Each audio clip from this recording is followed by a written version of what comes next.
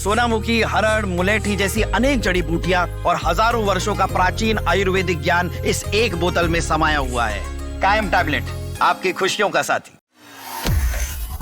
संसद के बजट सत्र के दौरान लोकसभा में अचानक हंगामा खड़ा हो गया, जिसने एक अप्रकाशित किताब को राष्ट्रीय बहस के केंद्र में ला दिया।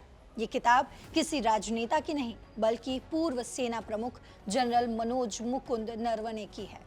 राहुल गांधी द्वारा संसद में इस किताब का हवाला दिए जाने पर सरकार ने कड़ा ऐतराज जताया है और स्पीकर को भी इसमें हस्तक्षेप करना पड़ा।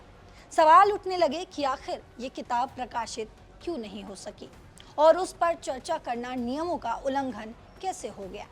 जनरल नरवणे की किताब का नाम है, आपको बता दूं, 4 स्टार्स ऑफ डेस्टिनी, जिसमें उन्होंने अपने संस्मरण लिखे हैं।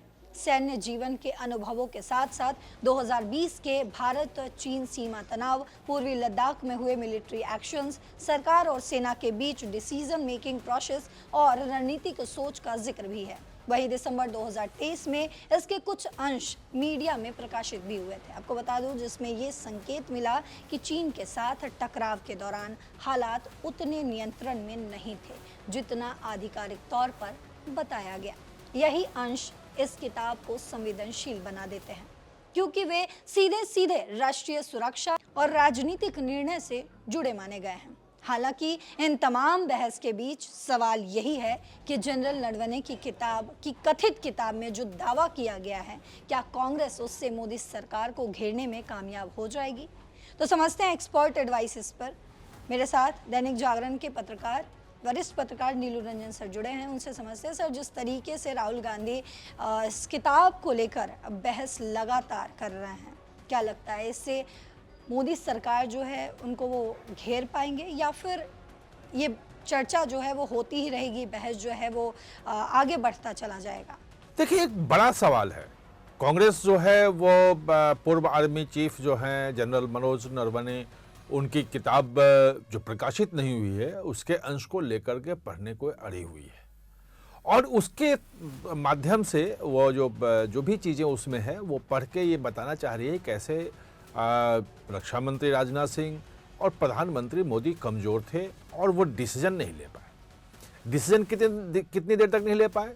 वो लगभग किताब में जो अभी तक बाहर चीज़ें आई हैं उसके हिसाब से लगभग 2.25 घंटे मान सकते हैं कि 8:15 बजे पहला फ़ोन गया रक्षा मंत्री के पास और ये कहा गया कि भाई हम ऐसे से उनका टैंक बढ़ रहा है लद्दाख में और हम क्या करें, और उन्होंने कहा कि हम करते हैं। और बाद में लास्ट जो है वो 10:30 बजे उन्होंने कह दिया कि भाई आप आर्मी खुद ये फैसला करे, जो बाहर सामने आई है। अब बात वही है कि क्या सचमुच ये चीज़ें मोदी पे चिपकेंगी? क्या राष्ट्रीय सुरक्षा या सीमा की सुरक्षा से मोदी ने सचमुच में समझौता कर लिया? क्या कोई डिसीजन लेने से पीछे हट गए? जो उठा रहे हैं सवाल राहुल गांधी, वो ये लग रहा है कि अगर ये सवाल उठाते हैं तो कहीं ना कहीं से मोदी सरकार एक कमज़ोर नज़र आएगी और जनता के बीच ये मोदी सरकार की कमजोरी जाएगी। आपको पता है कि जिस वक्त ये घटना थी 2020 की, जब गलवान में झड़प हुआ जिसमें हमारे 18 सैनिक जो हैं वो वीर गति को प्राप्त हुए, कहा जाता है कि चीन की तरफ से तो कोई फिगर नहीं आया, लेकिन अलग अलग सूत्रों से बात आई कि 36 सैनिक उनके भी मरे थे और चीन ने कभी ओपनली एक्सेप्ट नहीं किया। और वो जो 36 का फिगर आया कि उनके सैनिक मरे थे, उसमें डिनाई भी नहीं किया। कुछ जो है फिगर वो 50-52 तक भी देते हैं कि अब चीन के सैनिक मरे थे। खैर, वो एक अलग मुद्दा है, लेकिन उस वक्त भी आपने देखा होगा कि जो प्रधानमंत्री का जो खास तौर पे 56 इंच के सीने की बात थी और जो बालाकोट का एयर स्ट्राइक था, जो सर्जिकल स्ट्राइक था, उसके बाद एक भाजपा की तरफ से कहा गया था 56 इंच का सीना है। और जब चीन के साथ तनातनी हुई और चीन जो है वो गलवान तरफ वो घुस आया, तो उस वक्त कहा गया कि भाई ये 56 इंच का सीना कहाँ है, और उस पर कई जो है वो कार्टून बनाए गए, मीम्स बनाए गए, तमाम चीज़ें वो चली। लेकिन आपने देखा है उसमें, हम सब ने देखा है कि प्रधानमंत्री मोदी देश के सीमा के साथ या देश की सुरक्षा के साथ कोई समझौता करेंगे, ये संभव नहीं है। और प्रधानमंत्री मोदी पे इस ढंग की बात चिपक जाए लोग ये मान लें, आम जनता के बीच में ये बात बैठ कर जाए, ये भी मुश्किल है। और ये सिर्फ राष्ट्रीय सुरक्षा के लिए नहीं है। अगर आप 2019 के पहले के इलेक्शन को देखेंगे तो चौकीदार चोर है का नारा दिया था, उसी नारे के सहारे 2019 के इलेक्शन में गए थे। और कि जो राफेल सौदा है उसमें डील हुआ है, उसमें पैसे लिए गए हैं, उसमें करप्शन बहुत बड़ा है कि 1500 करोड़ 500 करोड़ का विमान जो है 1500 करोड़ में खरीदा गया, ये वो तमाम चीज़ें हैं। वो सुप्रीम कोर्ट में मामला गया, सीलबंद लिफाफे में दिखा भी दिया, सुप्रीम कोर्ट ने पूरा क्लियर भी कर दिया।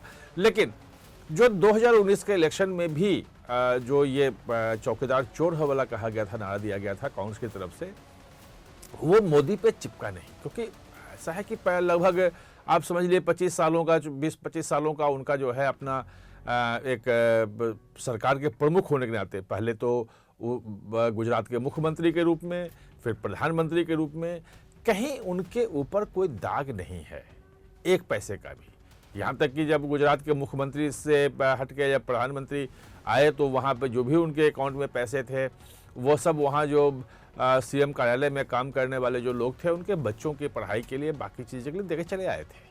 उनके परिवार के लोग जो हैं वो सब जानते हैं कि किन स्थितियों में रहते हैं। उनके भाई भी वहाँ नौकरी करते थे, लेकिन कभी भी सीएम के यहाँ मतलब भाई है और वो लोग जा रहे हो, ऐसा बिल्कुल नहीं था।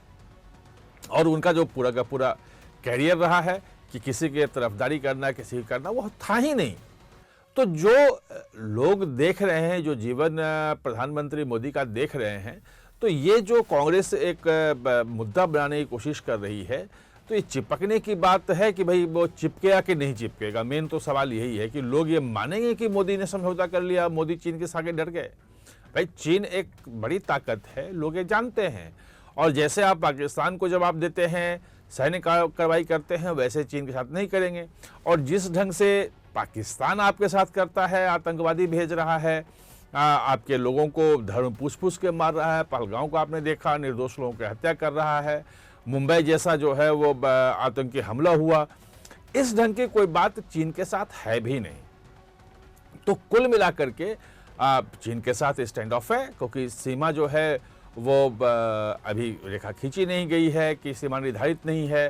वो लाइन ऑफ जो है आप कह सकते हैं कि एक एक्चुअल कंट्रोल है वो, कि भाई एलएसी के आसपास जो है वो कभी दावा उनका चीन का होता है कि एलओसी जो है लाइन ऑफ कंट्रोल है उसके उस तरफ, उनका कहना है कि 20-25 किलोमीटर भारत की तरफ कि हमारा है, और हमारा कहना है कि उनके पास है।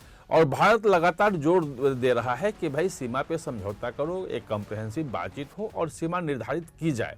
वो चूंकि सीमा निर्धारित नहीं है, उसको लेकर के एक है अरुणाचल प्रदेश पे है, उसका रुख सब जानते हैं। और आप मोदी के बाद है ऐसा नहीं है, वो तो जब कांग्रेस सरकार थी तब से है। और वैसे भी जो 1962 में बहुत बड़ा जो इलाका हड़प लिया और अक्साई चीन का इलाका जो है वो पाकिस्तान ने है वो चीन को दे दिया, जो पीओके का इलाका आता है, पीओजेके का, पाक ऑक्युपाइड जम्मू कश्मीर का। तो ये तमाम चीज़ें हैं और कांग्रेस इसमें बिल्कुल धुली हुई कि चीन के खिलाफ उसकी बहुत कड़ी नीति हो, ऐसा भी नहीं रहा है। तो जो राहुल गांधी एक इशू बना रहे हैं कि उन्हें बोलने नहीं दिया जा रहा, और ये एक इशू है, लोगों को लग सकता है कि भाई एक नेता प्रतिपक्ष को नहीं बोलने दिया जा रहा है, ये एक चीज़ लोगों को, कुछ लोगों को कंसर्न हो सकती है।